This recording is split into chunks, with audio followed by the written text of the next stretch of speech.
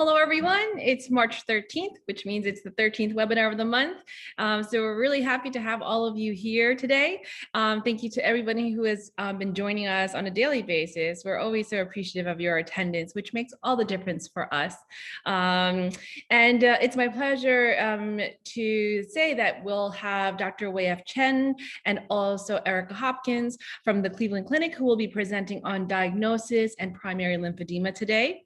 But before we get started, and also we'll also have our sponsored session by MediUSA at the end, where they will give away a Cercade to anybody who might want it or need it. It's for the upper extremity or the lower extremity. But again, I'd like to introduce my team first, if my team can come onto the scene. Here we have Erin Sokolsky. She is our marketing manager. She's also from Medi, so she'll be answering the questions from Medi at the end as well. Jennifer Williams below her is our continuing education manager. So she's the one who gives you all of the CEU certificates, whether it was the conference or whether it's our exclusive members only webinars. And then you'll also see Christy Blair, who is our project manager, and she does a whole bunch of things that are so important and too many to name. And also, who could not join us via video, we also have 3 other members. We have Veronica Senores. She is our social media manager. Nicole Ballard, who is our membership manager. And forgive me, there's one more, and I can't. Alyssa, who is having a nice, fabulous dinner somewhere in Jersey right now. Alyssa Fiorito is our NLN garment program manager, and that is the team. So thank you so much, guys. And thank you for that reminder, Erin. It escaped me. Sometimes the jitters just gets the best of you. Okay, so with that, I'd like to now introduce our first speaker, who is Dr. Wei F. Chen. He is a surgeon who specializes in lymphedema, and he is the co-director of the Multidisciplinary Lymphedema Center at the Cleveland Clinic. So Dr. Chen, thank you so much for speaking today. We're so excited to hear your thoughts on lymphedema diagnosis and primary lymphedema. And if you'd be so kind as to share your video, because we would love to see your face. Thank you. Okay.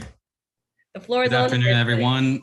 Well, I think this is a US only talk, so won't be saying good morning, good evening.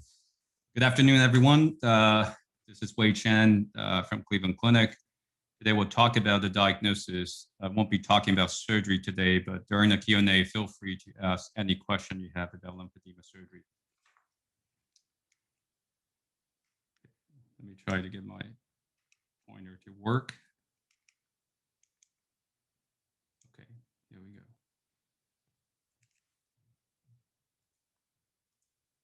No disclosure. All right, we'll start out with secondary lymphedema, and then we'll talk about primary lymphedema. So, secondary lymphedema. So it starts out with suspecting that, okay, assuming that you're a patient and you think that you may have lymphedema, what are the risk factors? And when should you be suspecting that you may have lymphedema? So it's not looking for swelling. Swelling is a late sign, relatively speaking. So first of all, you should be thinking about, do you have events that would significantly injure the lymphatic system? These would be events such as radiation. Radiation is a key damaging event. So our lymphatic system is actually quite robust with significant capacity to regenerate, but radiation knocks that out. So radiation is a very damaging event. Extensive lymph node dissection. Now, I'm not talking about removal of single lymph node or 2 lymph nodes or even 3 lymph nodes. So those patients who receive sentinel lymph node dissection, you don't need to be too worried. So we're talking about massive removal of 10 lymph nodes, 20 lymph nodes, the full lymph node dissection. That's what we need to be concerned about. Severe injury, acquired trauma at lymphatic choke points. What are the choke points? Well, not the trunks, areas such as the axilla, groins. These are the areas where, as you can imagine, all the lymph coming out from the arms or legs need to get through these choke points. in comparison, in the trunk, there's so many accessory or backup lymphatic drainage pathway. When one pathway doesn't work, our body simply reroute. And therefore, significant traumatic injury at these sites can cause lymphedema. The other less commonly talked about is pharmacologic damage. What has been identified is the taxane-based chemotherapy, such as docetaxel. This has been identified as an agent that's quite damaging to the lymphatic system. Now, these are actually trigger events that I have seen patient reporting, and interestingly, frequently confirmed by clinician. That patient came in and told us that they developed lymphedema because they were bitten by a mosquito, bitten by a bee, bitten by whatever, all kinds of insects. As far as we know, insect bite doesn't cause lymphedema. Ankle sprain, that's also a very common one. Patient would come in and say, I developed lymphedema after I sprained my ankle. Being run over by a bike, got stung by cactus, particularly those home, very fleshy looking cactus that people like to keep at home. I've had multiple patients who were stuck by these cacti, and then they believe that they developed lymphedema as a result of that. No, you're safe. Cactus doesn't cause lymphedema. This one is, I would say, less controversial nowadays. I think most people by now know that there has been no evidence whatsoever that we could find that blood draw, IV line, or blood pressure measurement would cause lymphedema. And specific ablative surgery, such as for treatment of cancer, such as mastectomy, hysterectomy, prostatectomy, specific removal of an organ or a part of the body to remove cancer, frequently don't cause sufficient lymphatic injury to cause lymphedema. Now, if there are events that put you at risk, then you want to start to think about, do you have symptoms? What are the early signs of lymphedema? As I just said, forget about swelling. Swelling is a late sign. As soon as there's injury, our body tries very hard to compensate, to repair itself. And therefore, people would go on, after sustaining a significant severe lymphatic injury, a person would go on for a while without any swelling. So don't look for swelling if you're trying to catch lymphedema early. So look for easy fatigability. Patient would say, my arm tires easily, prematurely during work. It just feels heavy. It feels tight. I have loss of range of motion. Don't confuse this with cording. The arm feels tight. It's a different tightness. It just feels achy, or sometimes the patient would just tell you, it doesn't feel right. I can't verbalize it. It just doesn't feel right. And in fact, we can catch lymphedema even earlier, before patients even develop these vague symptoms, heaviness, tightness, achiness. So this would be, we now have the ability to truly catch stage 0 disease. And stage 0 disease, of course, is defined as lymphatic injury without symptoms, or asymptomatic lymphatic injury. And it's important to understand that stage 0 disease can worsen or can recover. Our bodies at this point, after sustaining lymphatic injury, is trying very hard to repair itself to prevent the development of symptomatic disease or lymphedema. And the odds of recovery improves with lymphedema therapy, with compression, with MLD, so on and so forth. So it is important to diagnose early and start treatment early. And from what we have seen, and also from the studies that are available out there, we know that the onset of symptomatic disease is typically from 5 months to 2 years out, following the damaging event. And that means that when a patient is 2 years out, that patient is generally out of the wood for the time being. There is an entity called age-related lymphatic decline in lymphatic function, which I will talk about later, which means that later on down the road, the patient may still develop lymphedema, But for the time being, once the patient is passed during the initial 2 years, we know that for the time being, the patient is probably going to be okay. So how do we detect stage 0 disease? As I just said, stage 0 disease is defined as asymptomatic lymphatic injury. Patient won't have any symptoms, no swelling, no heaviness, no achiness. So definitely not by circumference measurement. You won't catch it, not by stammer sign. And since there's no increased fluid, there's no swelling, and you're not going to catch it with bioimpedance. You're not going to catch it with CAT scan or regular MRI. With lymphoscintigraphy, yes, you may be able to catch it, but still not 100%. It's simply not sensitive enough. So what can we do? Well, the ICG lymphography is currently the most sensitive modality that's available to us. I've seen plenty of times in which a patient with lymphatic injury that we could not detect using lymphoscintigraphy, but we could clearly see the injury on ICG lymphography. You're probably familiar with these patterns already. The linear pattern represents healthy lymphatics. They actually represent ICG traveling in the collectors. Splash pattern represents the first level of reflux. Stardust is an even more superficial level of reflux.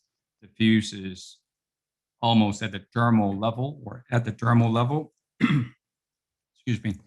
So the severity of reflux indicates and reflects the severity of disease. So this is what it looks like. Following injection of ICG, an intradermal injection is recommended. The ICG gets picked up by lymphatic capillaries in the dermis and gets sent down to the deeper lymphatics in the superficial fat layer. Now we get into the lymphatics with valves. As you can see, these structures represent the lymphatic valves. The initial superficial lymphatics were valveless, and this dashed line represents superficial fascia. The collectors, the biggest lymph vessels that we see in this picture, are deep to the superficial fascia, and they're called the collectors. And once the ICG gets into the collector, that's what you see. You see a linear pattern. When there's obstruction, initially the ICG would try to reroute, or our lymphatic system would try to reroute the lymph flow. And the pattern you see is splash. And when the reflux to a more superficial level, the superficial fat layer, you see it as stardust pattern. Into the dermis, you see it as diffuse pattern. So that's basically what ICG is about. And this is an example of how we can detect lymphedema or asymptomatic lymphatic injury on ICG lymphography. As you can see, the stardust pattern in this patient. And that's, for the time being, this is the most sensitive tool at our disposal for detecting stage 0 disease. All right, this is a very interesting study that I want to spend some time going over. This was published, this was coming out of Dr. Akita's group out of Japan in 2016. So in this study, they follow a patient with breast cancer who underwent mastectomy. Some underwent lumpectomy, lymph node dissection, and radiation. And they performed ICG lymphography prior to surgery and after surgery and at various time points following the surgery. Let me direct your attention to the left side of the slide. Look at this part, the green and yellow boxes. So following the surgery, in 190 patients, 146 didn't show any injury, and 24 of them show up as splash. So the injury was already picked up. And at this time, the patients had no symptoms, no swelling. Interestingly, of the 24, 9 patients spontaneously recover. So this tells us that this is showing what our bodies are capable of doing. This is completely self-repair. We haven't provided any treatment, any intervention yet. 6 patients developed a splash pattern, but they were still without symptoms. And interestingly, in these 24 patients who initially show up with splash, 9 of them worsened and deteriorated into stardust pattern. So they joined this group. Look at this gray row. So 20 patients from the initial cohort developed Stardust pattern, one developed diffuse pattern, and 5 had no flow. So all of these are bad news. And they are all considered to have sufficient pathology to warrant compression therapy. So let me remind you, all these patients still didn't have symptoms. So they still have stage 0 disease. But because of the severity of the ICG lymphographic patterns, compression therapy was initiated.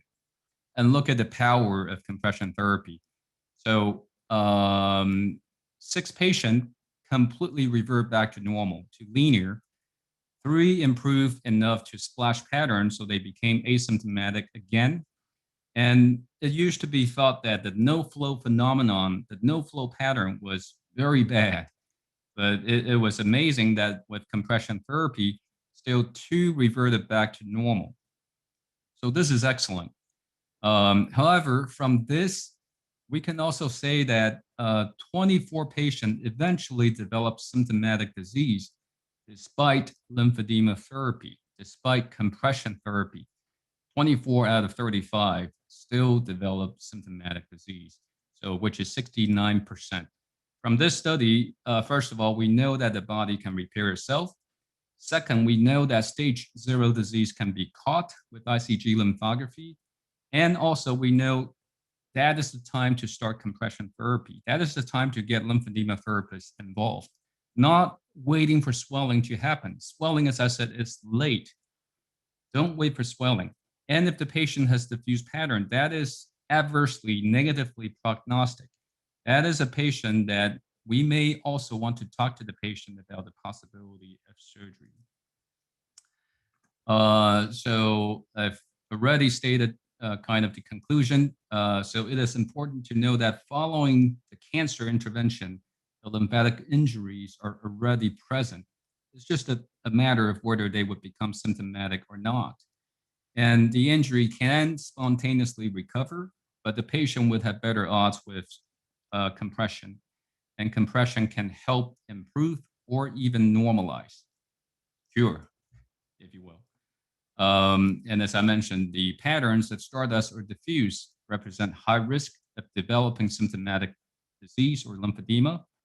So if the patient has Stardust or diffuse, I think surgery should also be discussed with the patient.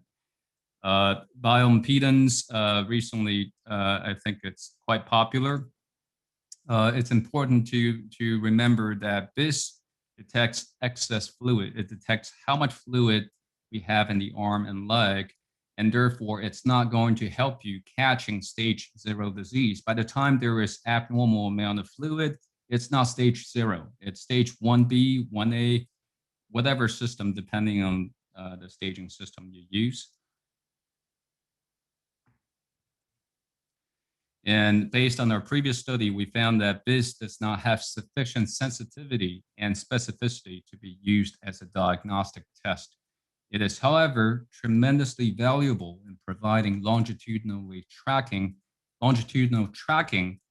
of the limb's fluid content, and therefore it's a great outcome tracking modality to track the effectiveness of your treatment, of your compression therapy, MLD, or surgery. All right, a little bit about primary lymphedema. So primary lymphedema is not rare. This is complete opposite of what many textbooks are saying. And I think recently more and more researchers are finding out that primary lymphedema is not rare at all. In my practice, primary lymphedema represents almost half of the patients I see in my clinic. And I think at this point, we can safely say that we can the former staging system or the classification system using time of onset is probably not very relevant, as I have listed here: lymphedema congenita, lymphedema precox, and tarda, with onset at birth or before and after age 35. So we need to question ourselves, what do they really mean? Does it affect how we approach? Do they have different pathophysiology? Do we treat them differently? And to the best of my ability, I never figured out what's so special about age 35.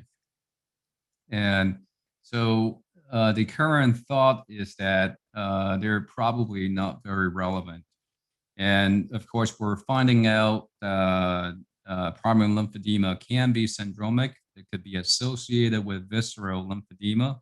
It could be associated with malformation. But we're going to focus on primary lymphedema right now, the lymphatic system only. It is important to note that primary lymphedema is not a localized disease. So when the patient is referred to us with a diagnosis of primary lymphedema of the right leg, it's important to know there isn't such a thing as primary lymphedema of only the leg. The entire body is affected. So primary lymphedema is affecting the patient's lymphatic system as a whole. So if you're suspecting primary lymphedema of the right leg, study the patient's left leg and study the patient's arms. Chances are you're going to find abnormalities in all other limbs. If all other limbs are normal, then you should question the diagnosis of primary lymphedema because that's not how it would present. So what do we know about primary lymphedema at this point? Well, we know that the disease severity, how bad is the primary lymphedema, really depends on how underdeveloped the patient is. What's the severity of hypoplasia? And the severity of hypoplasia would then indirectly affect the time of onset. This means that a patient who was born swollen probably had less developed lymphatic system compared to someone who developed swelling at age 20. This also means that we need to observe other parts of the body that may become symptomatic for swelling later in life. In fact, the history of primary lymphedema, if you think back to all the patients you've seen, for the therapist and physician in the audience, you probably would get a history of patients telling you that even though the patient is most bothered by, say, right leg swelling, but when you ask them, they would say, yeah, I had right leg swelling since I was little, but then as I got older, when I was in my 20s, I developed swelling in my hand, and recently my face and neck started developing swelling also. So all parts of the body are affected, so we need to put the patient on surveillance program. This means that for surgeons, as we are treating these patients with surgery, we need to leave the transfer procedure as last resort because we can potentially set off lymphedema in other parts of the body. This also means that these patients are much more likely to develop lymphedema with otherwise insignificant iatrogenic or traumatic injury, such as sentinel lymph node dissection, which would have been well tolerated by someone without primary lymphatic insufficiency. But in these patients would be sufficient to trigger, not cause, but trigger their symptomatic disease. This is just an example of what primary disease would look like on ICG lymphography. These are 3 different patients, and all 3 different patients have primary lymphedema affecting both legs. But I'm putting all 3 of them up so you can compare. Just focus on the left leg.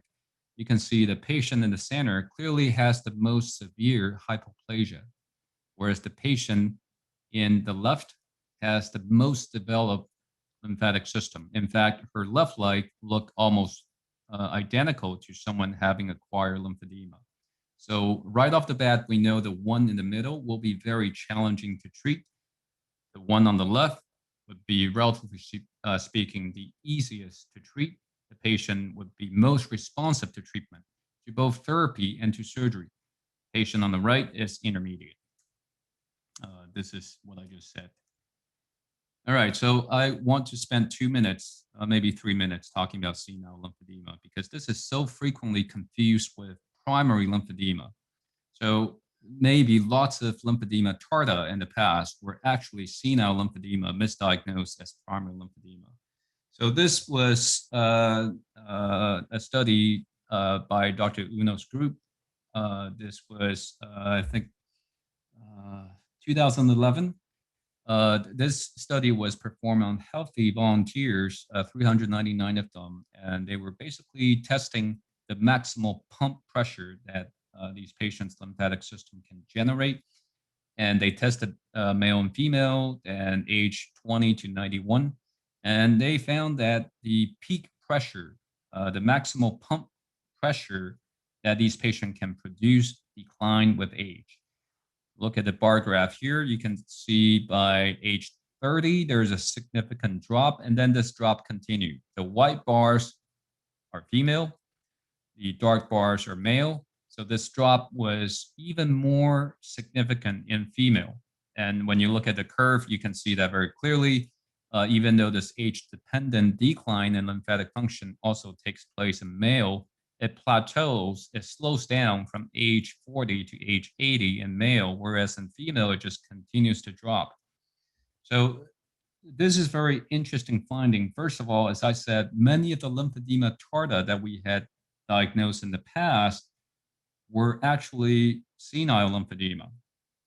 And another implication is, as I just said, a patient who had cancer treatment past the initial 2 years and not having symptoms. So they were out of the wood for the time being. However, their lymphatic reserve has been diminished as a result of cancer treatment.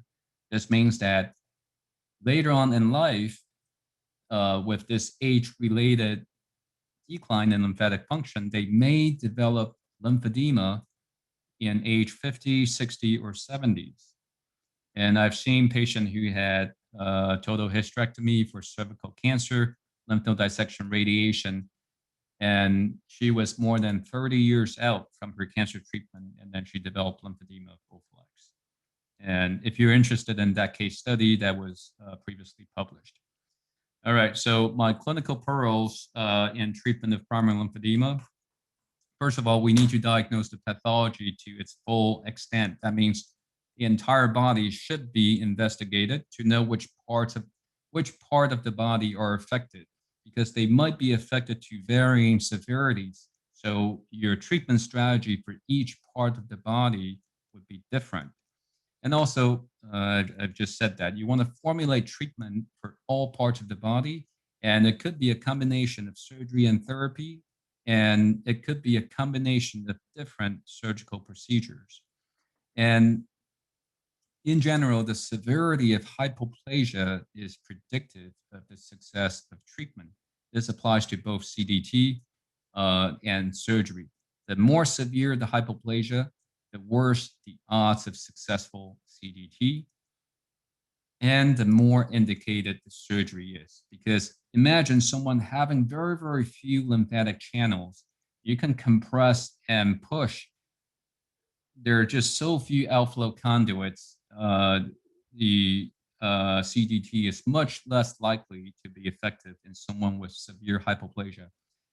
Now, surgery would equally be adversely affected. However, in the transfer type surgery, I just said transfer type surgery should be the last resort, but the transfer type surgery isn't dependent on the condition at the recipient site.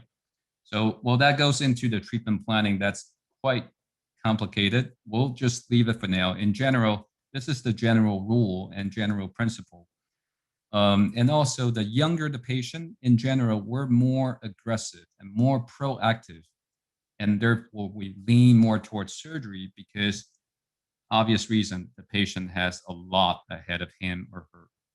And there's so much time for the condition to worsen.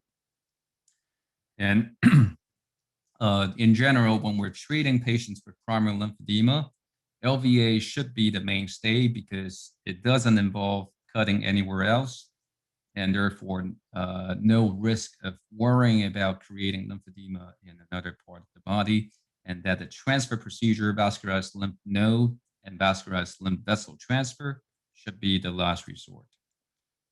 All right, so I'm done for now, and we will have Erika Hopkins telling us about ICG lymphography. Thank you so much, Wei. That is absolutely fascinating. We really appreciate your presentation, and I'm sure we'll have plenty of questions at the end. And if not, I definitely have some questions just to help clarify a couple of points for our audience. But it is now my pleasure to welcome Erika Hopkins. She is a physician assistant who works very closely with Dr. Wei F. Chen at the Cleveland Clinic, specifically at the Lymphedema Center, which is a multidisciplinary lymphedema center. Erika, thank you so much for being here with us. Thank you so much for having me. And I will talk more in specifics to the ICG lymphography here. So the ICG, standing specifically for indocyanine green lymphography, utilizes a fluorescent dye that does bind rapidly to a specific protein within the lymphatic system. And then by doing so can propagate and show us the specific distribution or way that the lymphatic vessels are propagating up the limb that we are questioning or specifically looking at. The way that I actually see or utilize looking at the lymphatics is by administering an injection into the specific limb, and that would require intradermal injections, and we'll review that where specifically those injections go a little bit later. And the biggest complaints that I get with this ICG lymphography is that there's some minor burning or itching after the injection, but I have clarified with patients time and time again that is it painful, and they of course say that it is not. Now, before I go pretty much further with this, one thing to note before we do administer any ICG is, of course, reviewing with patients if they have any allergies. Now, if a patient were to have allergies to shellfish or iodine, they would not be able to undergo the specific ICG lymphography. And that is because the dye contains sodium iodine. So therefore, for these patients that do have specific allergies to sodium iodine or shellfish and iodine products, we would then defer that they get the lymphoscintigraphy. Now, the lymphoscintigraphy is a very common diagnostic test that I hear people getting, or patients specifically getting confused with the ICG lymphography. So some common things that should be clarified is that the lymphoscintigraphy is actually a radionucleotide compound or colloid that is administered, and specifically it is injected into the web spaces of the limb that is being looked into. And it does have a bit more side effects in comparison to what I've heard with the ICG lymphography. The most common one that I do hear with the lymphoscintigraphy is that it's very painful, and I believe that is due to the specific dye that is being incorporated, as well as the location of the actual injections themselves. They are going into the web spaces. So to give you a bit of a comparison between the ICG lymphography and the lymphoscintigraphy, the ICG is non-radioactive versus the lymphoscintigraphy that is. Our specific protocol does require 2 scans within 1 appointment. However, each department or institution has a different way of going about the ICG lymphography, and there's no right or wrong answer. And from my understanding, the lymphoscintigraphy, it can also be done 1 to 2 scans depending on how the patient is presenting with this specific scan. The injections for the ICG are superior to the web spacing versus with the injections for the lymphoscintigraphy are actually within the web spacing of the fingers or the toes if you are looking at the limb specifically. And again, our ICG is not painful, and that is a combination not only to the mixture or how we are actually creating the ICG for injection versus where the locations are in comparison to the lymphoscintigraphy. So this is an example of model of the ICG, and there's many different types, but you have the screen that actually presents that real-time visual aid, and the camera, the specific LED that picks up on the wavelength that is emitted from the actual binding of the plasma protein within the lymphatic system. So we have a video here, and you can see as it propagates up, and then I'll also talk about how our Cleveland Clinic template is specifically. So as I mentioned previously, it does require 2 scans, 1 in the morning and 1 in the afternoon. In the morning, or the immediate scan, the injections are 3 per limb. And not only am I looking at the limb that we are most concerned about, but I'm also looking at the contralateral limb for a comparison study, to see what is normal versus what is not so normal. And in this immediate scan, there are a couple factors that I'm looking at for specifically. One, I'm assessing the pump function and velocity, and kind of providing adjectives, whether it's vigorous, sluggish, versus normal. And then in addition to that, I'm also looking at, there's a couple of variables that could have an influence to this. So there's not really anything that we could do for these, and that's specifically to hydration, swelling, whether the patient is being optimized or if this is more of a flare for them, the activity. A lot of our patients are out of state, so this has a huge variable that we cannot control for. So those are kind of caveats that I also keep in mind and that I also educate the patient on during these initial scans, especially if they are a little bit more sluggish in the morning versus if they were not in previous ICG scans. Now, in addition to the pump velocity, I'm also looking at the anatomic distribution, and this is huge. And when I'm trying to decide whether patients are more primary versus secondary, these are huge factors that can come into play in deciding between the two diagnoses. And then also I am looking at how quickly the dye is reaching either the axilla if we're looking at the arms, or the groin if I'm looking at the lower extremities. And this can kind of indicate areas of where those blockages or where those retrograde flows are. And if they are not reaching it, those kind of give me ideas of where that anatomic area is, of where those blockages or retrograde flow is.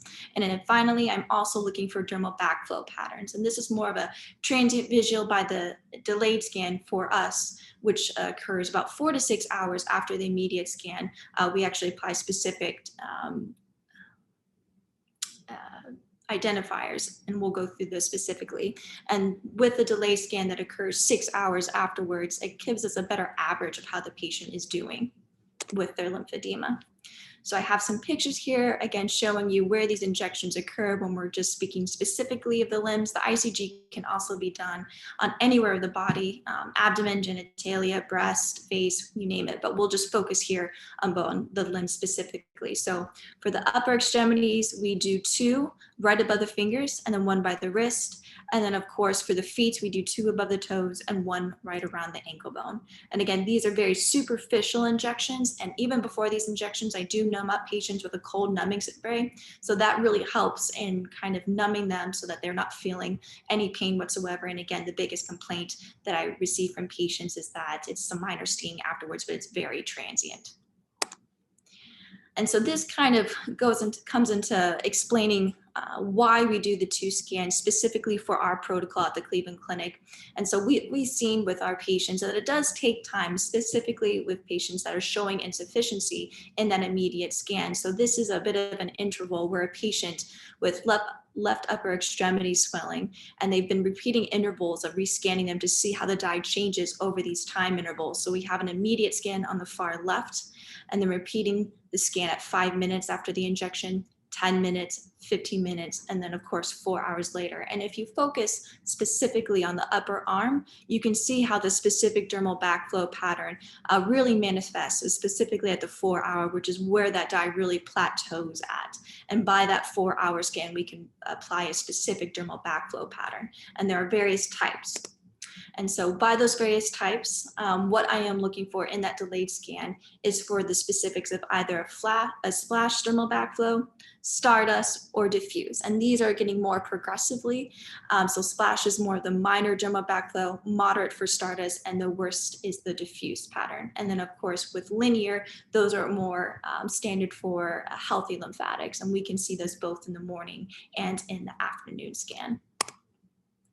So in addition for what we are looking for in the morning scan, what we are specifically looking for in the delayed scan, not only with the specific dermal backflow patterns with either the splash, stardust, or diffuse, I'm also looking at the distribution or where these dermal backflow patterns are manifesting in these specific limbs. In addition, the distribution of the linear lymphatics, which of course comes into play when we're trying to verify whether these patients have acquired versus primary lymphedema. And then what is very important for this delayed scan is what we can actually utilize it. So by the delayed scan, when I'm seeing these dermal backflow patterns, I'm able to confirm a diagnosis of lymphedema versus where there is acquired versus primary. I'm able to provide a severity score. And of course, for us specifically, we definitely utilize this diagnostic information for tailoring specific surgical interventions for patients to see which surgeries would be the most efficacious for them if they do want to proceed with any type of lymphedema surgeries with Dr. Chen.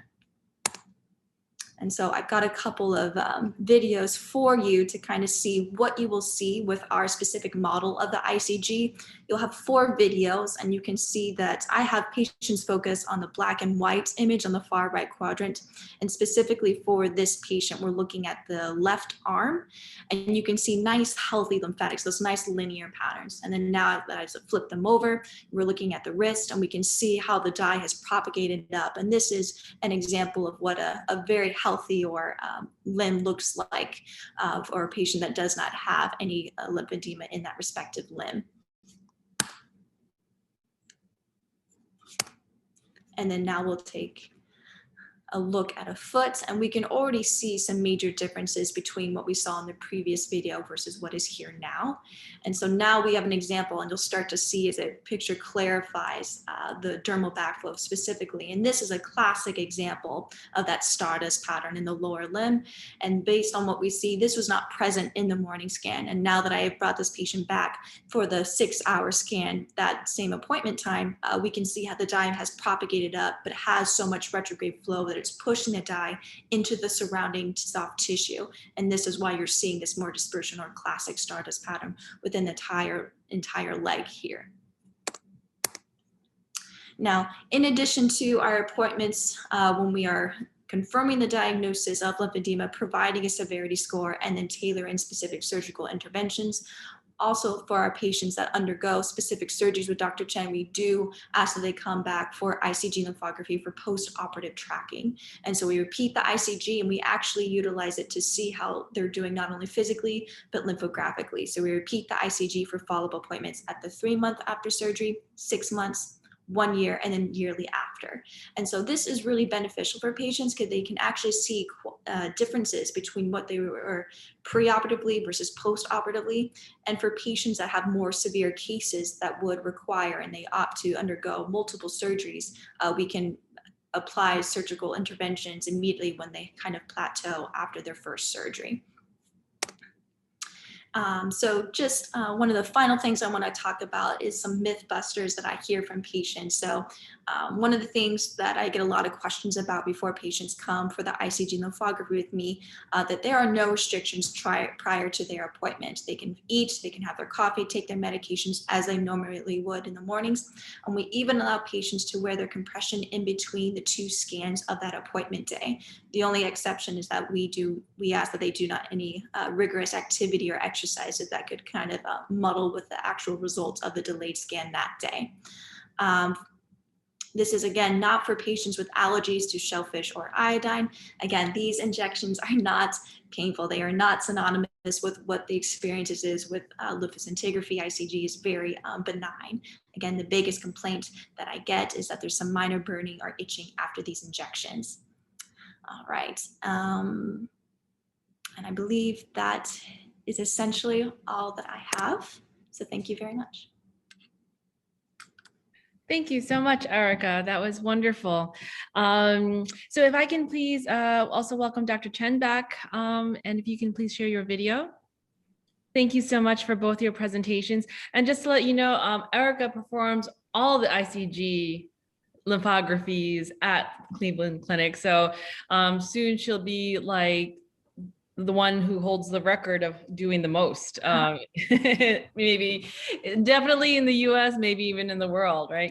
Okay, so I'm going to just take a moment before we take the questions from the audience to ask, because we need a little time to put the names into the wheel. Whoever is interested in receiving a Circade Medi giveaway, if you can please raise your hand, and then our marketing manager, who is also the rep from Medi, she'll enter your names onto the wheel, and we'll do the drawing at the end. But we need a little time for that, so please go ahead and raise your hand now. And then going back to Dr. Chen and to Erika, the first question is, my son and I have primary lymphedema, Milroy's, in both legs. We have been told lymph vessels are too small. Is surgery possible to fix this condition? We live in a small town with no specialists, so that option has never been presented. That's really three-part question. The first question is, are lymph vessels smaller in primary lymphedema? No, they're not smaller in primary lymphedema. Lymph vessels are small, particularly when we're talking about the peripheral lymph vessels. But I have not seen them to be smaller in primary lymphedema. They're the same size as I've seen in secondary lymphedema. Whether a primary lymphedema case is treatable, as I said, it really depends on the severity of hypoplasia. I would say majority, in my experience, majority of the patients with primary lymphedema are treatable with surgery, reconstructible with surgery. There are rare cases in which the patient has such severe underdevelopment that we went in to reconstruct the lymphatic system, but there were simply no lymph vessels that we could work on. But those cases were quite rare. In my career, I've only seen 2 cases like that. And so they are very uncommon. So the third part of the question is, if you're in a small town with no access to specialists, what can you do? Well, at this point, I would suggest that you go to the nearest location. It is important that you be evaluated and treated by a specialist who is knowledgeable about lymphedema as a condition and experience in treatments. And now the availability of the specialists are improving. There are more and more clinicians devoting their practice to lymphedema treatment, but I do understand that they're not everywhere yet. Thank you, Dr. Chen. The next question is, I had a lumpectomy on the right breast. The second surgery required after pathology showed cancer in the lymph nodes under the arm. I use pneumatic compression daily. Can lymphedema move to other extremities? The surgery was 2 years ago. So the lymphatic system is connected throughout the body. And we have seen patients, well, this would be primary lymphedema, not acquired lymphedema. Patients with primary lymphedema affecting multiple parts of the body. When one part of the body is treated, other parts of the body improve also. But as far as can acquire lymphedema, one part of the body move to another part of the body and cause another part of the body to develop lymphedema, we have not seen that. So the answer is no. Thank you, Dr. Chen. Another question is, now I think this might be for Erika. I'm not so sure, but please see if it makes sense to you to see who it's actually targeted for. But explain what is meant by saying it cannot just be like lymphedema. Also, has injection been given to a person without lymphedema to see what the scan looks like? I'm not so sure if maybe it was something that you said, Erika, during your presentation that would inspire this question, or if it was for. That's something I said. I think the person is referring to primary lymphedema. What does it mean that it's not just in the leg? As I said in the talk, primary lymphedema, based on our observation in all of the primary lymphedema patients we've seen, we have yet to see a patient with isolated primary lymphedema of only a part of the body. So far, literally 100% of them demonstrated a global lymphatic hypoplasia. That means when they came in with a swollen right leg, not only that the right leg has issue, there's also issue in other parts of the body that are detectable with ICG lymphography. Those would be asymptomatic insufficiency.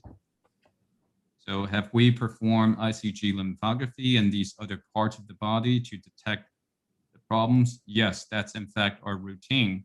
So if based on history, we are suspecting primary lymphedema, our protocol would indicate performing ICG lymphography of both arms and both legs. Thank you, Dr. Chen.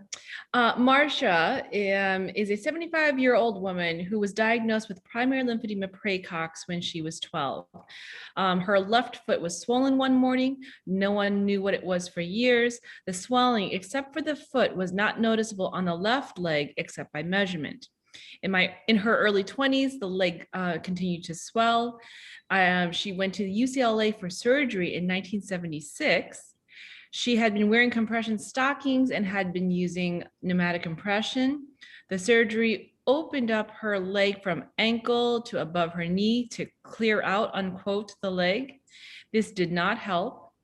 She has been wearing compression stockings her entire life, Jobst and Medi, now a thigh high.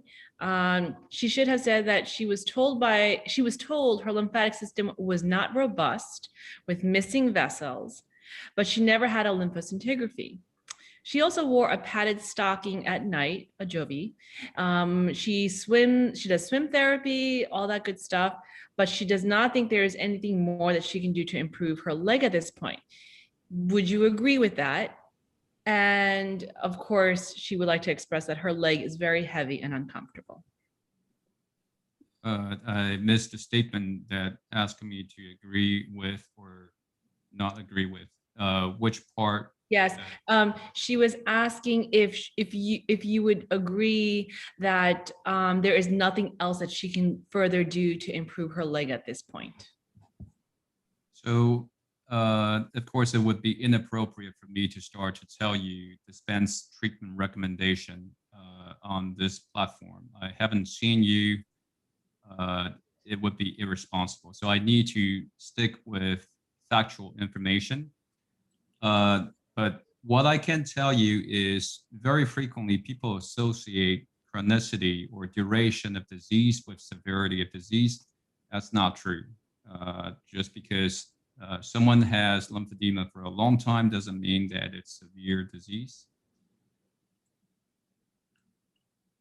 Not all lymphedema cases are treatable with surgery, but great majority of the cases are treatable. It is uncommon that there's nothing we can do for the patient to help with their condition, except in the conditions when patients are simply not a candidate for surgery because of their overall general medical condition that makes them a poor surgical candidate. But that's not really specific to the lymphedema surgery itself. It would be, say, for example, patient has a weak heart, patient has poor circulation, patient has severe diabetes, so on and so forth. So I would say chances are there would be an effective surgical treatment available for you. Of course, I'm completely hypothesizing. I haven't seen you and I've just heard the history. But that history by itself really haven't heard anything that's suggestive of surgery being contraindicated. Thank you, Dr. Chen. And on that note, I'd like to here insert our disclaimer. The first, which is, all of these webinars that we are presenting this month is not intended to replace any professional intervention or assessment or care by a healthcare professional that is directly treating you. It's only meant to serve as a resource for you so that you can take your self-care activities to the next level, just be informed and just be empowered so that you can seek out treatment and really bring these things so you can discuss with your healthcare provider. But again, it is not a replacement for the professional help that you would get in person by your direct healthcare provider. Second disclaimer is that all the opinions expressed in these presentations are those of the speakers alone. However, I would like to state my personal opinion, which is that I do very much agree with Dr. Chen's statement on how by the time you have clinical signs and symptoms, it is a little bit on the late side. And so we are working on updating all of our position papers this year. And that is inclusive of our position on diagnosis. And, the traditional thought of comparing your affected arm to your unaffected arm or legs is a little bit limiting. And I think that by that time, it is a little bit too late. So we are going to, definitely have the approach of the earliest possible point of diagnosis. And I do believe that technology is needed. So I think there are two more questions, Dr. Chen and Erika. Let me see here. Okay, Sean is a 44-year-old gentleman who was diagnosed with lower extremity primary lymphedema at the age of 23. His doctor said that his lymphatic vessels have never fully developed, and that is why his legs have such problems getting rid of all the excessive lymph. Would he be a candidate for surgery that splices the veins together with the lymph vessels since they are not full size? I think that you kind of answered it with the other question, Dr. Chen, but feel free to answer this one directly. So what your doctor told you, I mean, that is essentially just saying that you have primary lymphedema and nothing more. Primary lymphedema is under development of the lymphatic system, and that's what your doctor told you. Your question is whether you're a candidate for lymphaticovenular anastomosis or the LVA procedure. We wouldn't know until we check your lymphatic system to find out how developed it is.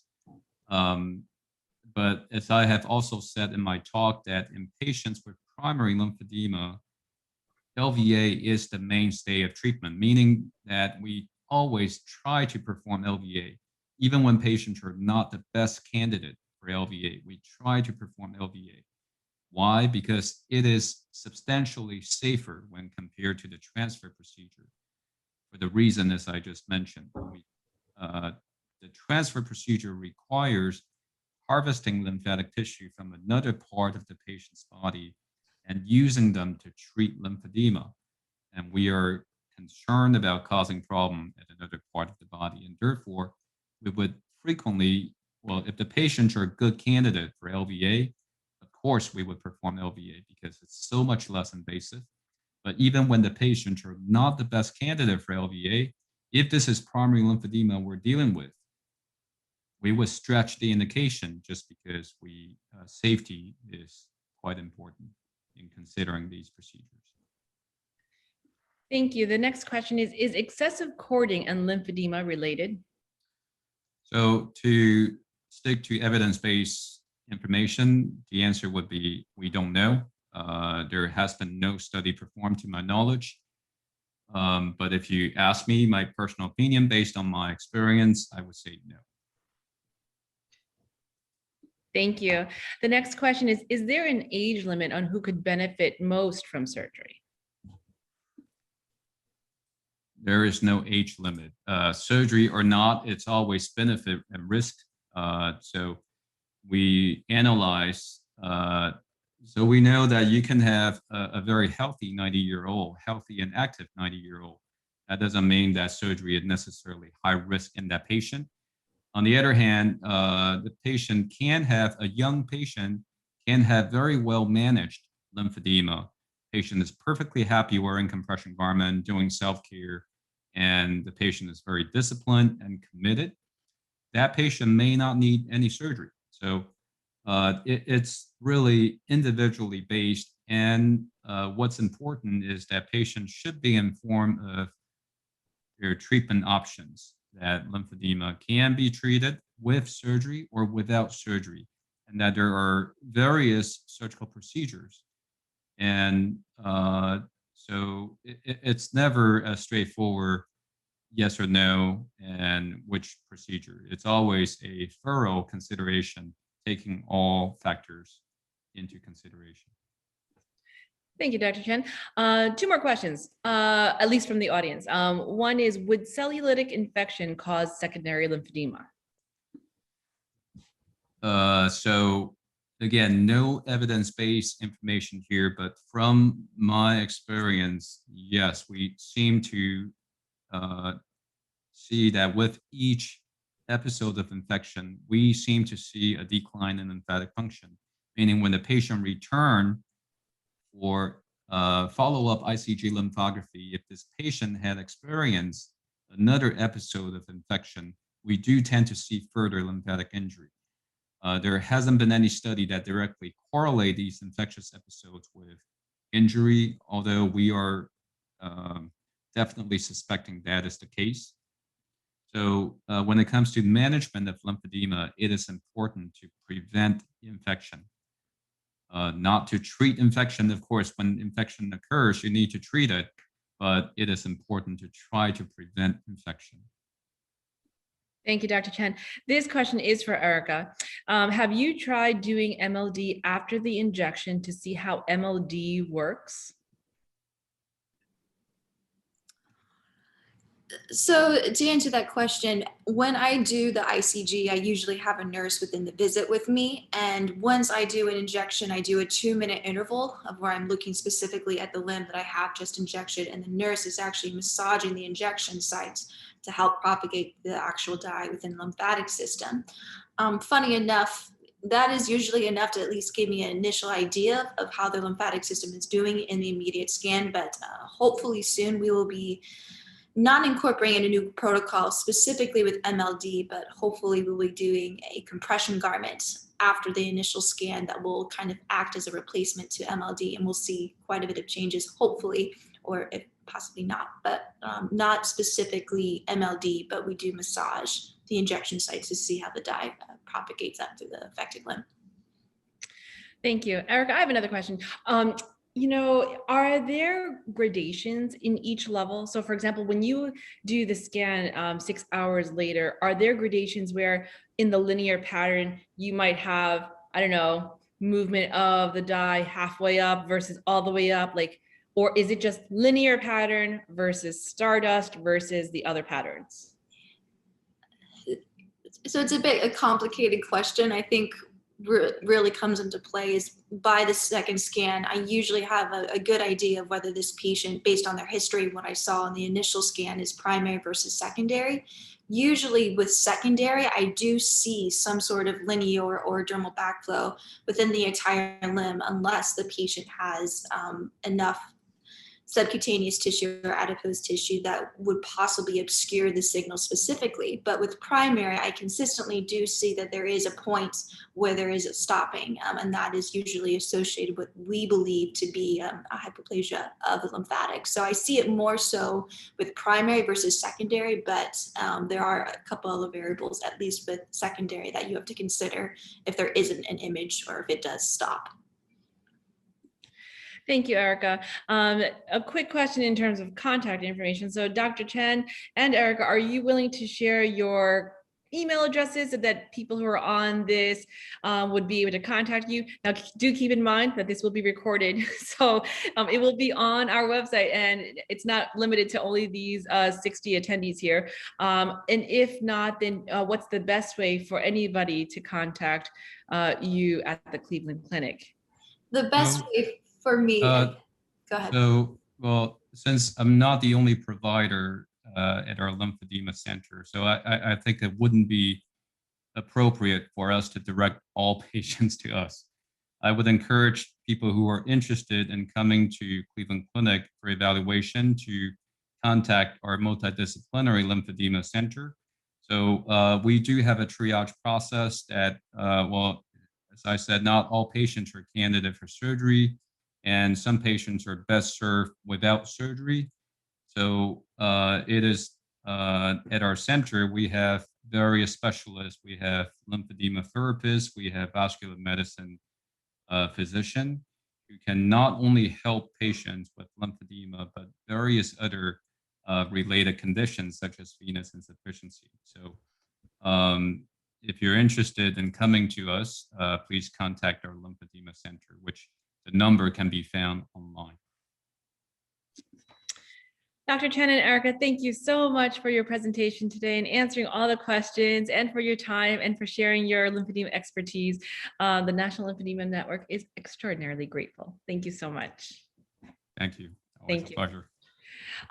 Okay, so let's see. We are now going to play the video that MediUSA has prepared for you. there was one thing that I wanted to say. Oh, yes, thank you. Christy, if you would be so kind as to put your email in the chat so that those who did raise their hands can take your email address, because we'll probably be ending the webinar very quickly soon after we announce who the winner is. So then with that, allow your attention to be devoted to Medi USA.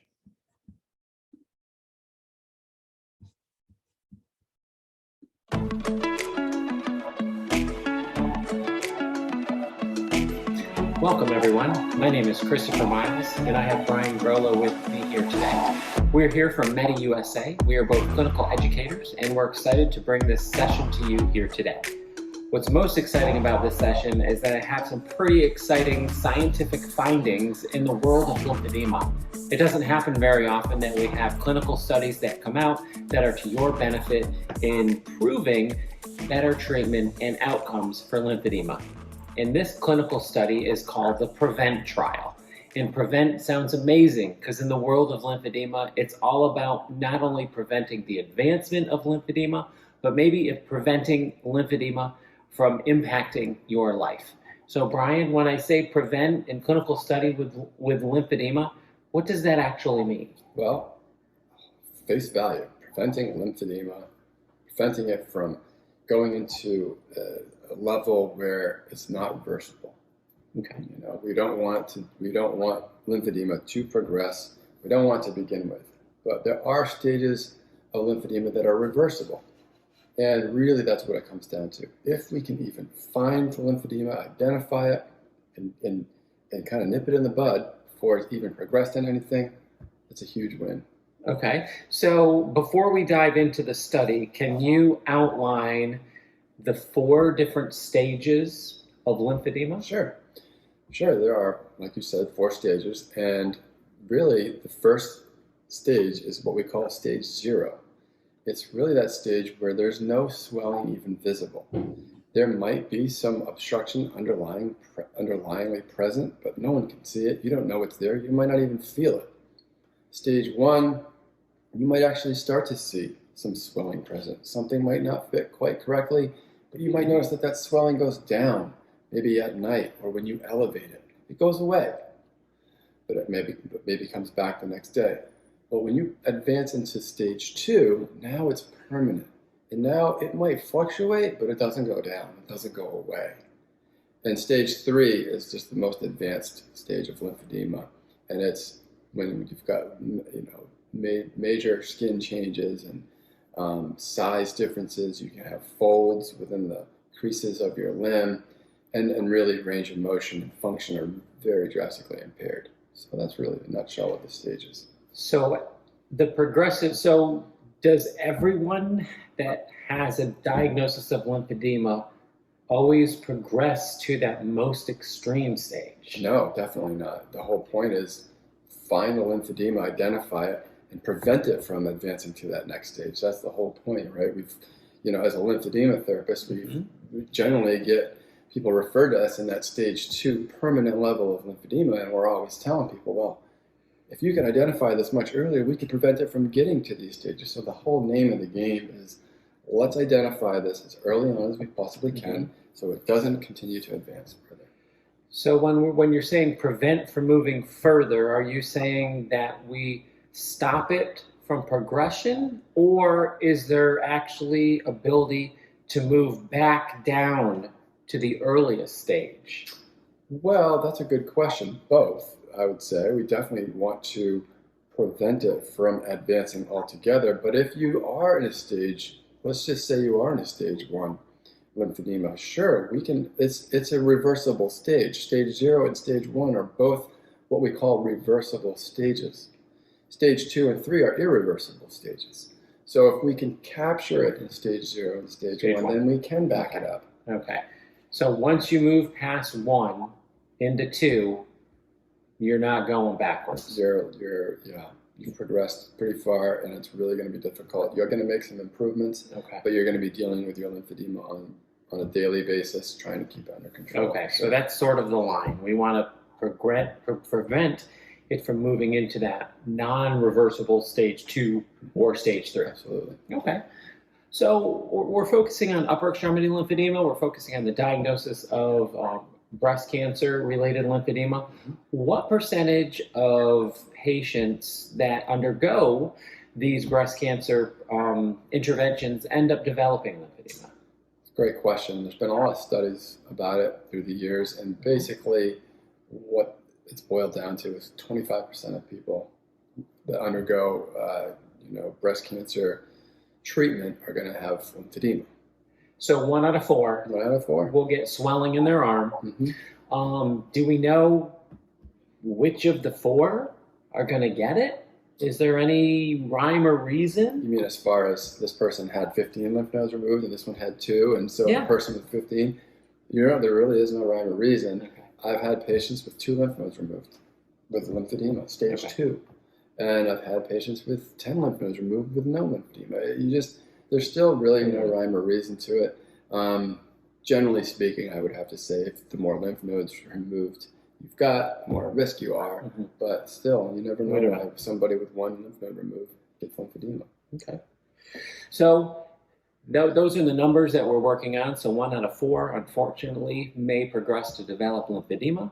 What we've already heard in this brief little segment is that if we can find out early, the whole point would be to prevent it from moving further. And that's sort of setting up the whole idea of this prevent clinical study. So maybe you could briefly overview what this clinical study was. Sure.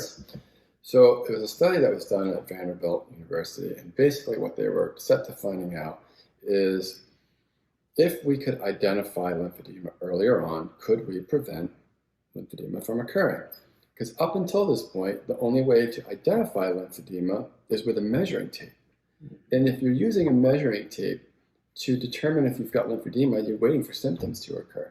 And if that's what you're waiting for, the damage has already been done in some respect. So you've already crossed into that stage 2. You've already crossed into it to so find we out can't go backwards. Exactly. Okay. So if there's a way to identify it much earlier on, what benefit would that give us? As lymphedema therapists, for me specifically, if a patient came to me after undergoing breast cancer treatment, I would say, go get yourself a sleeve, keep it on you at all times. If you notice any swelling, use your sleeve. So we're always teaching our patients to have compression on hand, even though we have no idea if that's really what we should be doing or not. It was our best guess to say, we think we can prevent lymphedema from getting any further if you put compression on as early as possible. But we have no proof.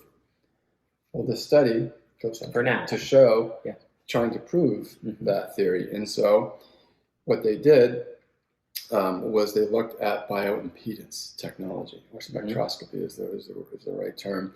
And what that is basically, in a nutshell, it can measure the amount of volume fluid in your extremities. In an easy nutshell, it can compare this arm to this arm and how much fluid is in each. And it's looking at a microscopic amount of information and picking up readings that aren't even visible with the naked eye.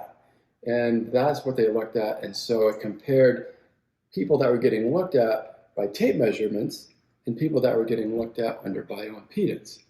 And if they could find out who was the term they use is a trigger. And basically what that means is, did someone identify as showing results of having some edema or lymphedema in their arm? And if they did, then they would have to take some action to prevent it from progressing any further. Okay.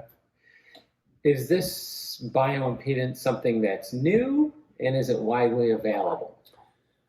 It isn't really new. It's been around for a while. They've made advancements with their technology with it. I had my first bioimpedance tool 18 years ago. Okay. But now they've got them, they're very sophisticated, and you just basically can stand on a machine, touch it with all 4 limbs, and it's going to read your body in like a minute. It's really, really interesting. So quick, easy screening, fantastic, which can be available. So if it says there's a difference in fluid in your limbs, they can identify a lymphedema with maybe not seeing, feeling, or even a measurable difference.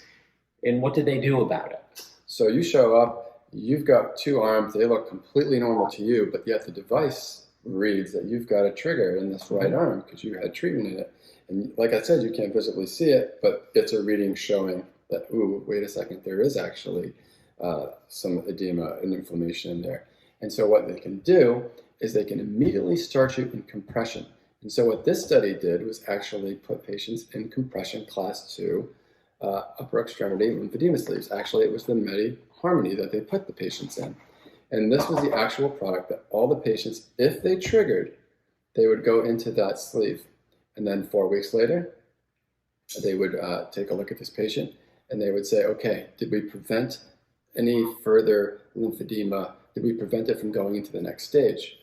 And sure enough, they definitely did. I want to say they were able to improve the amount of patients that progressed to the next level by 10%. In other words, what I mean is, we're trying to prevent people from going into this stage of lymphedema where they need a lymphedema specialist. And they were able to reduce the amount of need for that by 10%, which is huge. So what's exciting about that is that by catching it early,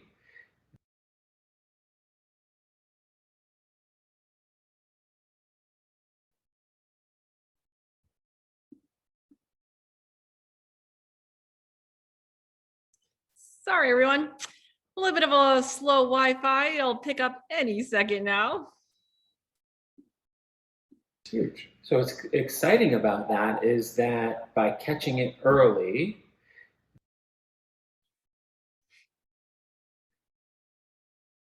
One more time.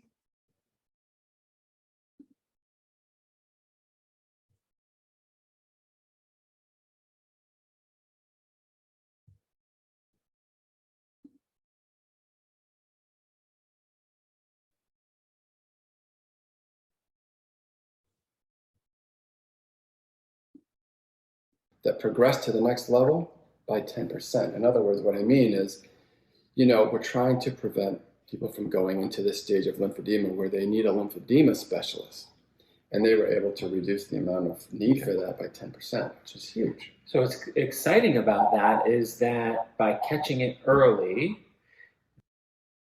Okay.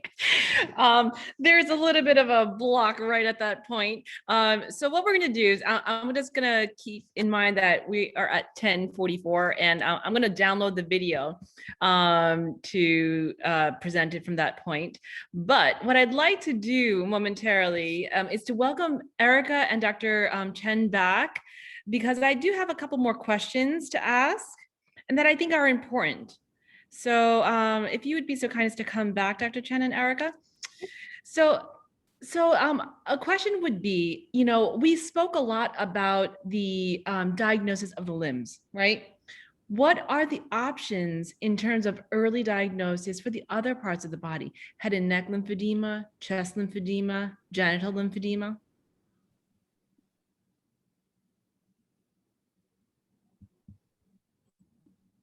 Dr. Chen, if you can just please unmute.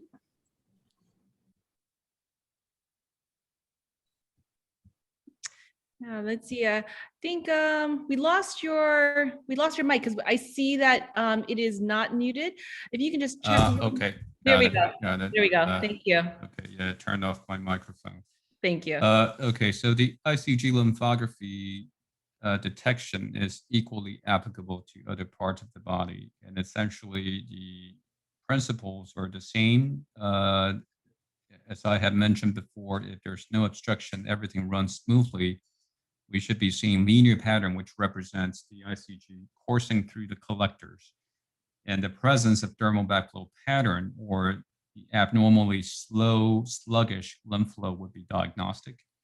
Or the collectors not following the normal expected anatomy would be diagnostic of primary disease process. However, as of today, there is no staging system, lymphographic staging system set up.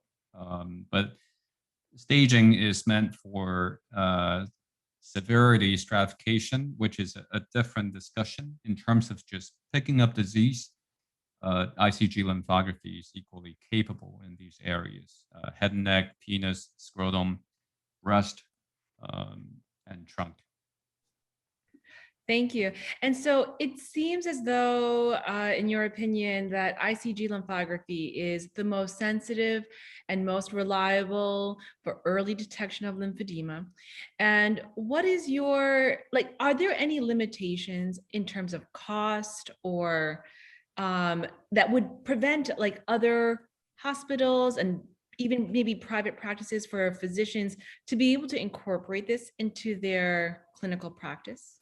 So at this point, it's not simply my opinion. We do have data to back it up. And so we're not saying that ICG is perfect. ICG is far from perfect. In fact, ICG can be falsely negative, but it is the most sensitive modality that we have in our hand right now. And it is significantly so when compared to lymphoscintigraphy. Of course, I've discussed this issue with other experts in the field.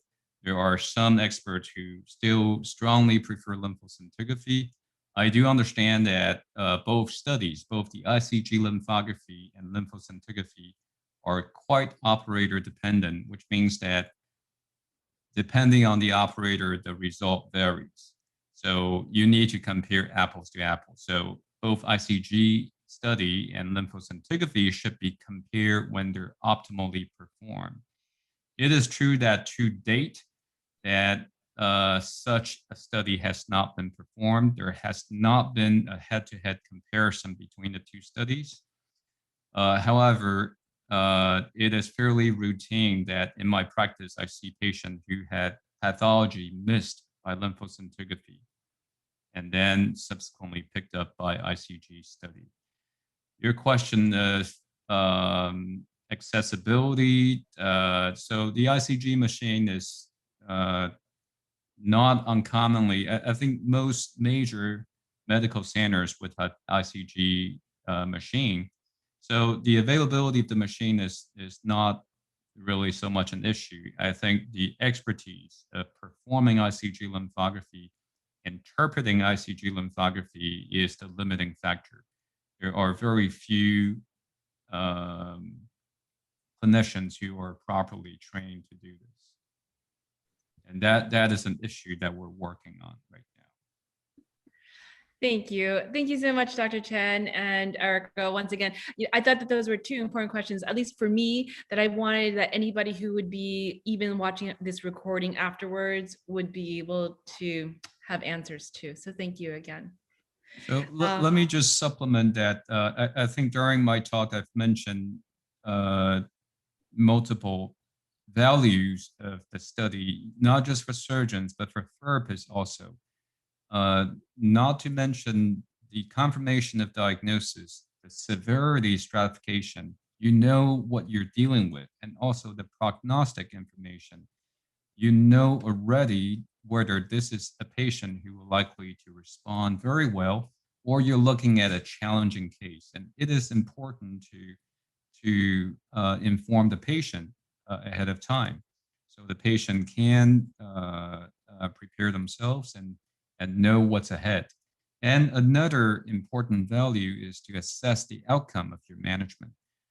As I said, circumference measurement, volume-based measurement, 3D scanning, those are only looking at the size. The size really doesn't tell the whole story. It's the functional outcome that are much, much more important. And frequently patients are, yes, they are bothered by the bulkiness, but also many of them would tell you it's the pain, it's the discomfort, it's the loss of function that's really bothering them. And the functional status is correlating much, much better to the condition of the lymphatics, which is what the imaging studies would tell you. Thank you so much, Dr. Chen. Thank you so much again for your presentation and for your time and sharing your expertise. So I'm going to now resume the video from MediUSA. I should have downloaded this to begin with, so I'm so sorry that I did not do this earlier, but here we are. Exciting about that is that by catching it early, they potentially could prevent a patient to having to go into the more intense type of lymphedema treatment. Absolutely. And if you're a patient that's ever gone through CDT, and all that goes into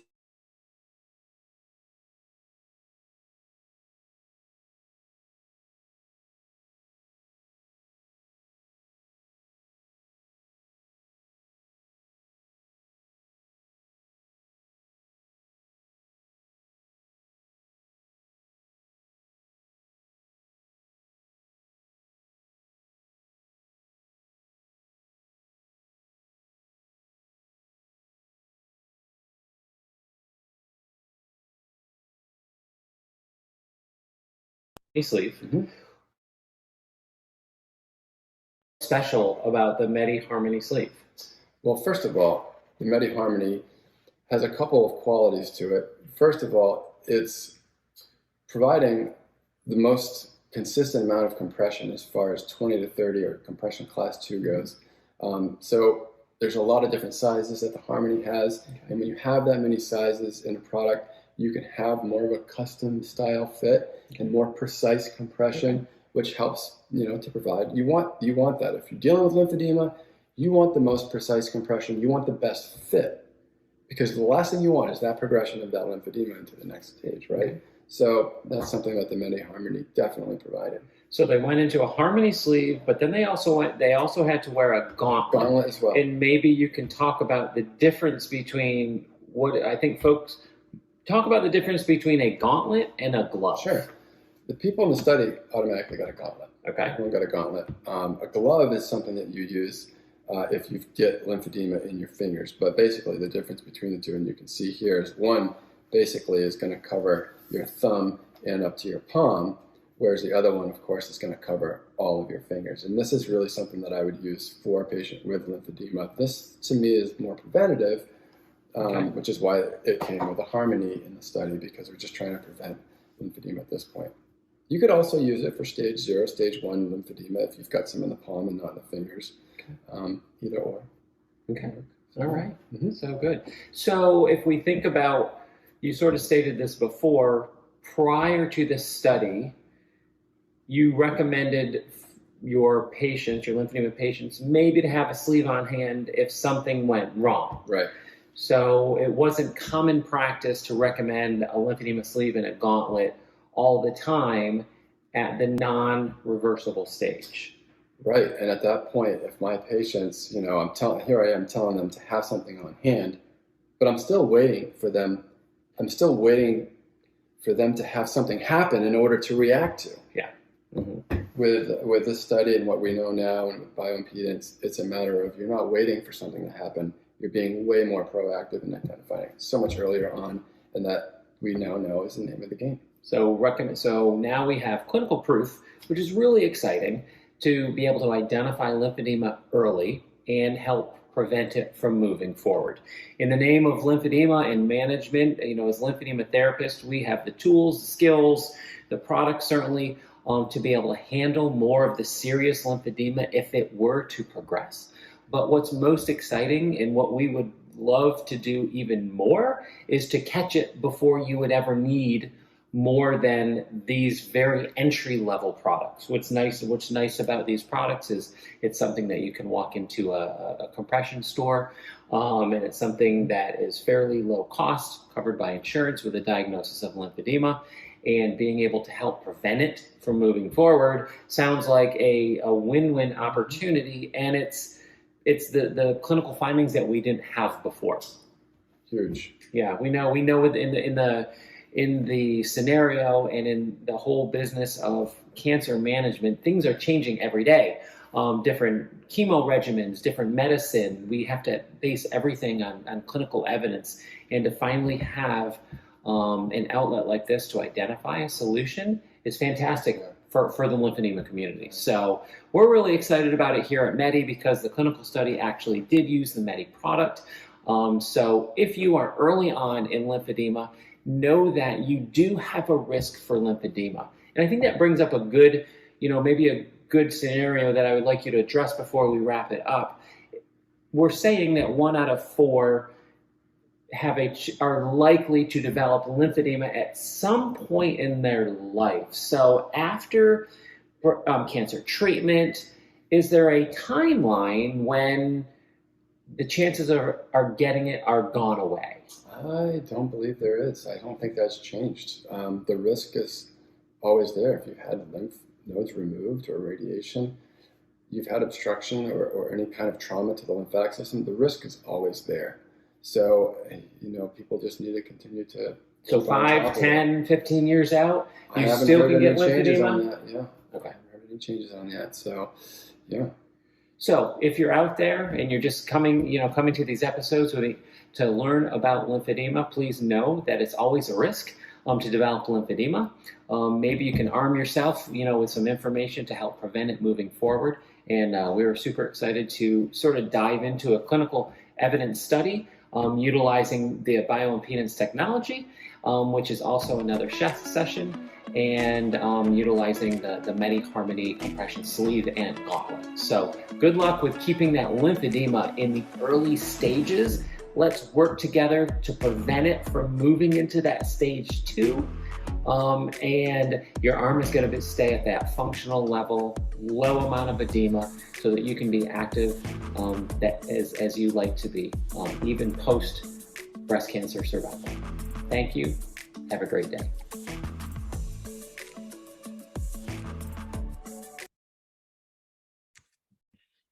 Thank you, Brian and Christopher, for making that video, especially for today for us. 2 points to just highlight from that video, which we definitely agree with. And, at this time, indeed, if you've had damage to your lymph nodes, the lymphedema risk is lifelong. And Dr. Chen had also reiterated that in his presentation. But you never know what the future might hold, right? Just like how we are in this exciting time where we have the technology to diagnose lymphedema much earlier on than even before you feel the lymphedema, which is stage 0 or later of stage 0. You never know what the future holds, right? So it's just important for you to just take great care of your body part that is at risk for lymphedema until we reach a stage where, sometime in the future, hopefully it's totally curable. And, maybe it might not be the case always where after damage to the lymph nodes that there is a lifelong risk. But for now, do know that and, take great care of your body part. So it is, we're just about out of time. We are actually out of time. We're 1 minute over. And we would like to end with a giveaway from MediUSA, who is a major supporter of the National Lymphedema Network. They are a Magenta sponsor for us, which means they truly, truly support us in a big way, if you know what I mean. And so we have Erin Sokolsky here, who is representing MediUSA. And she also happens to have the wheel of names, and she can share her screen so that we can see who will receive a Circade garment, and we'll make sure to connect with you. Ready? Ready. All right, here we go.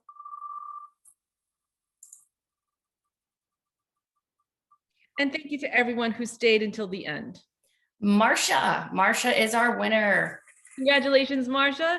We only have the one and only Marsha here on our webinar tonight. So Marsha, please do take note of Christy's email address, and we will connect you to probably Erin, who will get you set up in terms of getting that for you. Okay, great. To everyone, thank you so much for your time and attention. We hope that we'll see you again tomorrow. Good night.